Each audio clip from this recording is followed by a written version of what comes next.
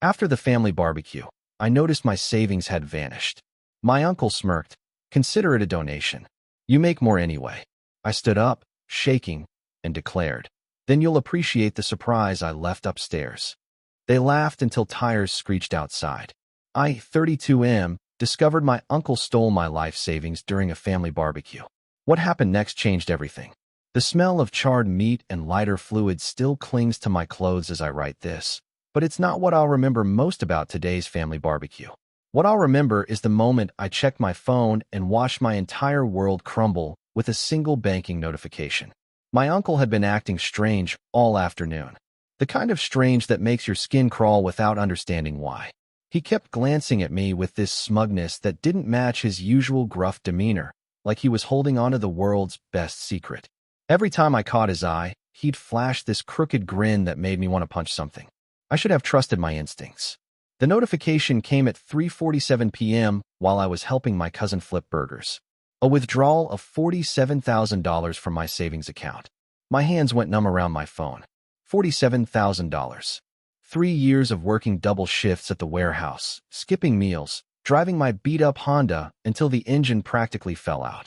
3 years of saving every penny for the down payment on the house my girlfriend and I had been dreaming about. Gone. I excused myself and called the bank immediately. The representative confirmed my worst nightmare.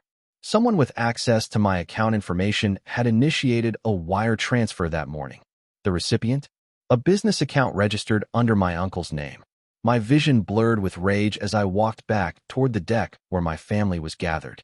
Uncle was manning the grill now, spatula in hand, telling some loud story about his glory days in construction. Everyone was laughing, completely oblivious to the fact that this man had just destroyed 3 years of my life. I approached him slowly, my phone still clutched in my sweaty palm. The conversation that followed will haunt me forever. I told him I knew what he'd done, that I'd seen the bank transaction. His reaction wasn't denial or shock, or even guilt. It was pure, unadulterated arrogance. He looked me dead in the eye and told me to consider it a donation. Said I make more money anyway, so what's the big deal? That I'm young and can earn it back, but he needs it now for his failed restaurant venture that everyone knew was going nowhere. The casual cruelty of it knocked the wind out of me. This wasn't some desperate act of a man with his back against the wall. This was calculated theft from someone who saw me as nothing more than a convenient ATM. I stood there shaking, not from fear, but from pure fury. My entire family was watching now, sensing the tension but not understanding its source. That's when the words came out of my mouth. Words I'd been planning for the past 6 months without even realizing it. I told him he'd appreciate the surprise I'd left upstairs in his bedroom. The laughter that erupted from my relatives still rings in my ears. They thought it was some kind of joke, maybe a prank gift or something harmless. Uncle laughed the loudest, that same arrogant chuckle that had been grating on my nerves all day. He made some comment about how I couldn't possibly surprise him, that he'd seen everything in his 62 years. That's when we heard the tires screech outside. The laughter died instantly. Everyone froze, burgers forgotten, as 3 unmarked black SUVs pulled into the driveway. Men in dark suits emerged, moving with the kind of purposeful efficiency that makes your blood run cold. They weren't here for a social call. Uncle's face went white. The spatula clattered to the deck. See, there's something my family doesn't know about me. Something I've kept hidden for good reason. For the past 8 months, I've been working as a confidential informant for the FBI's Financial Crimes Division. It started small. I noticed some irregularities in the warehouse's shipping manifests, products disappearing, money moving in ways that didn't make sense.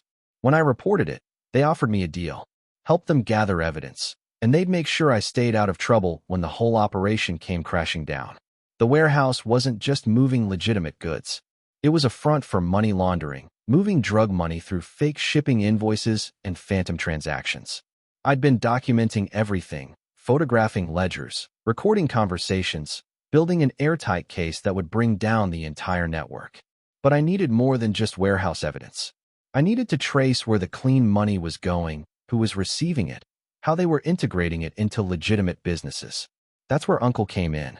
For months, I'd suspected he was involved. His restaurant had been failing for 2 years, bleeding money like a punctured artery, yet somehow he kept getting cash infusions that kept the doors open. He'd mentioned investors, but could never name them when pressed. He'd flash expensive watches and take mysterious phone calls that he'd end abruptly when family members got too close. So I'd been feeding him information. Small things at first, mentioning how much I was making, how much I'd saved, where I kept my banking information. I made myself look like the perfect target. Young, naive, trusting family member with a decent chunk of savings and poor security habits.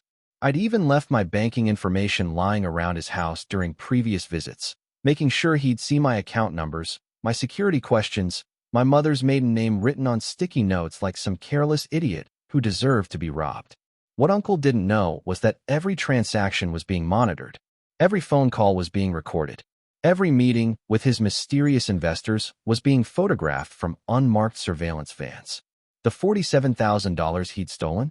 It was bait money. FBI funds designed to look like legitimate savings, but actually tagged and traceable through a network of shell accounts that would lead investigators straight to the heart of the money laundering operation. By stealing from me, Uncle had just completed the final piece of evidence the FBI needed to bring down a multi-million-dollar criminal enterprise. The agents moved through the house systematically.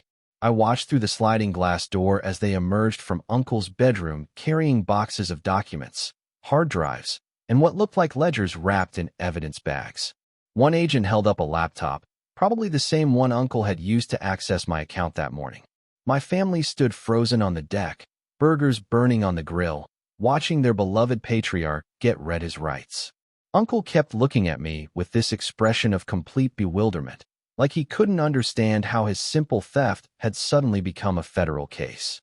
I didn't feel satisfaction. I felt empty, hollow, like I'd just watched someone dig their own grave and then jump in willingly. The lead agent approached me as they were loading Uncle into one of the SUVs. He confirmed that they had everything they needed, that the operation was complete. The money would be returned to my actual account within 48 hours. Uncle was looking at 15 to 20 years for money laundering, wire fraud, and racketeering. His restaurant would be seized as proceeds of criminal activity. My family was staring at me now with a mixture of shock and betrayal. They didn't understand how I'd known the FBI was coming, why I wasn't surprised by the arrest, why I seemed so calm while their world was falling apart. I told them the truth. All of it. How I'd discovered the warehouse was dirty, how I'd become an informant, how I'd suspected Uncle for months and had been gathering evidence. How today's theft was exactly what we'd been waiting for. The reactions were what you'd expect. My aunt collapsed into a chair, sobbing. My cousins looked at me like I'd personally destroyed their family. My father asked me how I could betray my own blood, how I could set up someone who'd always treated me well. That's when I lost it. I reminded them all of every family gathering where Uncle had made snide comments about my job, my girlfriend, my choices. Every time he'd acted like he was better than everyone else despite running his business into the ground. Every time he'd borrowed money from relatives and never paid it back. Every time he'd shown up in expensive clothes while claiming poverty. I told them about the investors who never seemed to exist, the cash payments that never made sense, the phone calls he'd take in private that always left him nervous and agitated. I told them I tried to convince myself I was wrong about him, that family meant something, that blood was thicker than water. But blood doesn't mean anything when someone steals your future without a second thought. Update 1. It's been 3 days since the barbecue. The story's been all over the local news. Local restaurant owner arrested in multi-million-dollar money laundering scheme. They're calling it one of the largest financial crimes investigations in our county's history. Uncle's restaurant was officially closed yesterday. Federal agents spent 2 days going through every receipt, every bank record, every transaction going back 5 years. They found evidence of at least $2.3 million in laundered money flowing through the business. The legitimate customers had no idea they were eating burgers bought with drug money. My family's not talking to me. My phone's been buzzing constantly with angry texts from cousins, aunts, uncles who think I'm a traitor. They keep saying I destroyed an innocent man, that Uncle was just trying to keep his business afloat, that I should have minded my own business. They don't know about the other evidence. The weapons trafficking, the gambling operation he was running out of the restaurant's back room, the loan sharking that targeted desperate immigrants who couldn't go to police. Uncle wasn't just laundering money. He was a full-scale criminal who'd been hiding behind family barbecues and Sunday dinners for years. The FBI told me more details yesterday when I gave my final statement. The organization Uncle was working with had connections to 3 different drug cartels. They were moving money through dozens of businesses across the state, using restaurants, auto shops, construction companies as fronts. My uncle's place was just one small piece of a massive operation that was funding everything from human trafficking to political corruption. The $47,000 he stole from me, that was going to be his payment for the next phase of the operation. They were planning to expand, bring in more dirty money, corrupt more businesses. My fake savings account wasn't just bait. It was going to fund the destruction of more families, more communities. I keep telling myself that what I did was right. That sometimes you have to choose between family loyalty and doing what's ethical. But it doesn't make the isolation any easier. My girlfriend's been supportive, but even she seems uncomfortable with how I handled things. She keeps asking if there was another way, if I could have confronted Uncle privately, if I could have given him a chance to come clean. She doesn't understand that there was no other way. The FBI had been building this case for 2 years. Uncle's operation was too big, too connected, too dangerous to handle with family conversations and second chances. People were being hurt. Money was being stolen from legitimate businesses. Drugs were flooding into schools and community centers. Uncle made his choice when he decided to steal from me. I just made sure the consequences matched the crime. Update 2. 2 weeks later, and the full scope of Uncle's operation is finally coming to light. The FBI released more details to the media yesterday, and it's worse than anyone imagined. The money laundering ring wasn't just local. It had connections to operations in 6 different states, moving over $50 million in dirty money annually. Uncle's restaurant was what they call a hub, a central location where money from multiple sources would be cleaned and redistributed. They found evidence that he'd been recruiting other family members without their knowledge. My cousin's auto repair shop had been processing fraudulent insurance claims that were actually drug money. My aunt's catering business had been billing for fake events that never happened. Uncle had been using our entire extended family as unwitting accomplices in his criminal enterprise. The most sickening part? He'd been planning to recruit me next. They found documents in his safe outlining a plan to get me involved in the warehouse operation, to use my position to facilitate larger shipments of illegal goods. The theft of my savings wasn't just greed, it was a test. He wanted to see how I'd react to being robbed, whether I'd fight back or just accept it quietly. If I'd stayed silent about the theft, Uncle was going to approach me next week with a business opportunity that would have made me a full participant in his criminal network. The FBI found text messages between Uncle and his handlers discussing how to bring the warehouse kid into the fold. I realize now that I wasn't just an informant gathering evidence. I was a target being groomed for recruitment. Every family gathering where Uncle acted superior, every snide comment about my job, every display of mysterious wealth, it was all part of a psychological manipulation designed to make me feel inferior and desperate enough to accept his illegal help. The family members who've been calling me a traitor don't know any of this yet. They still think Uncle was just a struggling restaurant owner who made one bad decision. They don't know he was planning to destroy their lives too, to drag them all into criminal activity that would have eventually landed them in federal prison. My cousin found out about his auto shop yesterday when federal agents showed up with a seizure warrant. 3 years of his legitimate work, his honest business, contaminated by money he never knew was dirty. He called me last night, crying, asking how long I'd known, whether I could have warned him. I told him the truth. I'd suspected something was wrong with Uncle, but I hadn't known about the auto shop until the FBI briefed me after the arrest. The investigation was compartmentalized. I only knew about my specific role, my specific evidence gathering. I had no idea how many family members were being used. He hung up on me, but at least now he understands why I did what I did. At least one family member finally gets it. Update 3. 1 month after the barbecue. Uncle pled guilty to all charges. His lawyer advised him to cooperate with federal investigators in exchange for a reduced sentence. Instead of 20 years, he's looking at 12 to 15 with possibility of parole in 8. The cooperation part is what's tearing our family apart even more. Uncle's providing information about everyone he worked with, everyone who took dirty money, everyone who helped move illegal goods. The FBI told me that his testimony is helping them dismantle criminal operations across 3 states. But it also means more arrests. More family members discovering they were involved in crimes they didn't understand. More businesses being seized, more lives being destroyed. My aunt's catering business is finished. Even though she had no idea the events she was billing for were fake, her reputation is destroyed. No one wants to hire a caterer associated with a money laundering scandal, even an innocent one. She's lost everything she worked 20 years to build. My cousin's auto shop is still tied up in federal proceedings. He can't access his accounts, can't pay his employees, can't operate while investigators determine which transactions were legitimate and which were fraudulent.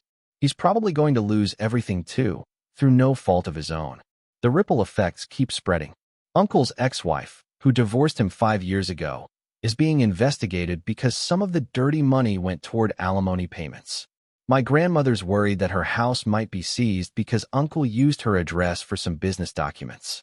Every day brings new revelations about how deep Uncle's criminal activities went, how many people were affected, how much damage was done. The FBI estimates that over 200 families were indirectly harmed by the criminal network Uncle was part of. Legitimate businesses were driven out of business by unfair competition from criminal enterprises. Schools lost funding because tax money was being stolen. Community programs were defunded while drug money corrupted local politics. But I'm still the villain in my family's eyes.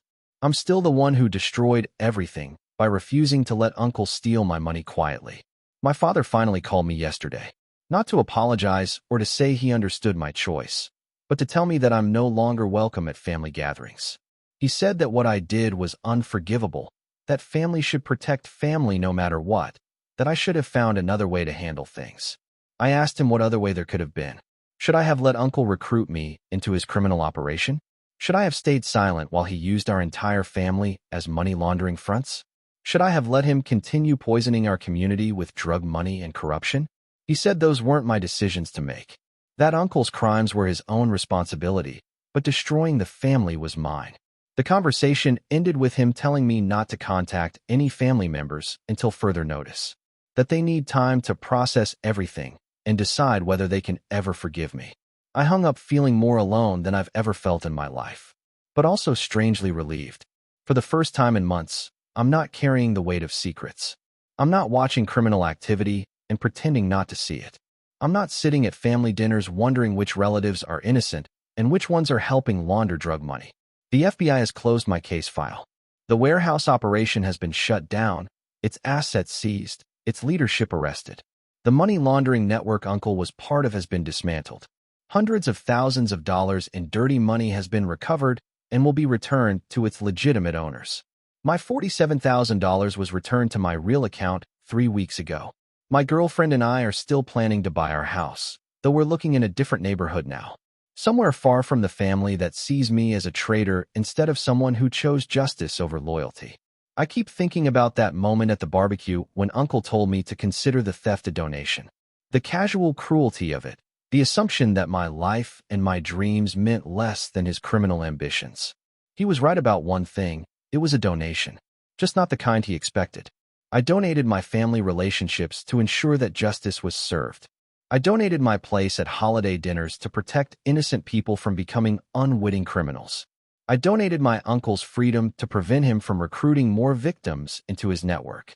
Sometimes the right choice is also the loneliest choice. But I sleep better at night knowing that the $47,000 Uncle stole isn't funding drug operations or human trafficking anymore. It's going toward a house where my girlfriend and I can build something honest and clean and untainted by blood money. The barbecue was supposed to be a celebration. In a way, it was. It was the day I finally stopped being a victim and started being someone who fights back, even if it meant fighting back against my own family.